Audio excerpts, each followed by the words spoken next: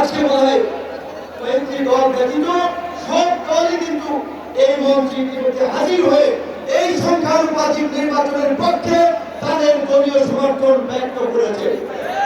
আমরা পরিষ্কারভাবেই সংস্কার কমিশনকে বলতে চাই, সমাবেশ শুধু একটা দলের দেখেছে, সবেমাত্র শুরু হয়েছে। ইসলামী আন্দোলন আজকে করেছে, 19 তারিখ জামায়াত করবে, তারপরে গণ অধিকার পরিষদ করবে। রাষ্ট্র সংস্কার এবং জন আকাঙ্ক্ষার বাস্তবায়নে সমস্ত রাজনৈতিক দলগুলো জনসমাবেশের মাধ্যমে এই সংগ্রামের সমর্থন দেখিয়েছে। তাই আমরা বলতে চাই, কোন দু একটি দলের উপরে ভিত্তি করে দু একটি দলের কথায় সংস্কারের নকশায় পরিবর্তন আনা যাবে না। আমি সংস্কার কমিশন বলেছিলাম, দেশ স্বাধীনের পরে ডক্টর কামাল চন্দ্র বলেছিল আমাদের নেতা শেখ মুজিব, আমরা তো তাকে রেখে সংবিধান নির্মাণ করেছিলাম, রচনা করেছিলাম তাকে এম্পাওয়ার করার জন্য।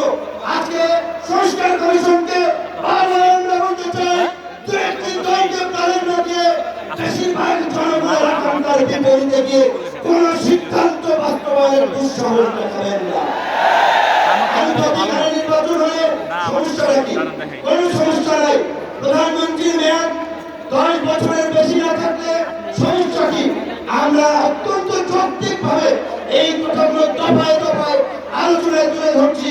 কিন্তু পরিষ্কার সংবিধান এই সংস্কার জাতীয় ঐক্যবদ্ধ কমিশন কেন জানি দু একটি দলের প্রতি পক্ষপাতমূলক আচরণ করছে। এই পিয়ার পদ্ধতি তাদের এজেন্ডায় বাদ দিয়ে তারা ঘুরাই দিল। পিয়ার থেকে উচ্চ কক্ষ নিম্ন কক্ষ চলে গেল। উচ্চ কক্ষ নিম্ন কক্ষ হবে নাকি? সমগ্র নির্বাচন পিয়ারের ভিত্তিতে হবে, সেটি রাজনৈতিক ভাবে আগে ঐক্যমত্যে পৌঁছাতে হবে। একই সাথে আমি আরেকটি কথা বলতে চাই, যারা বিশ্বাস জামাতের নেতৃবৃন্দ তারাও বলছে, আমরা বলছি, আজকে সারা বাংলাদেশে উপজেলা, পৌরসভা, সিটি কর্পোরেশনে স্থানীয় জনপ্রতিনিধি নেন। জনগণ চরম দুর্ভোগের শিকার হচ্ছে সেবা পেতে গিয়ে। সরকারের উন্নয়নমূলক কর্মকাণ্ড ব্যাহত হচ্ছে এবং 50 বছরের অভিজ্ঞতা, নির্বাচনের পরে রাজনৈতিক দলগুলো এমপিরা মিলে, মন্ত্রীরা মিলে কেন্দ্র দখল করে তাদের নেতাদেরকে পুলিশ প্রশাসনকে দিয়ে জেতায়।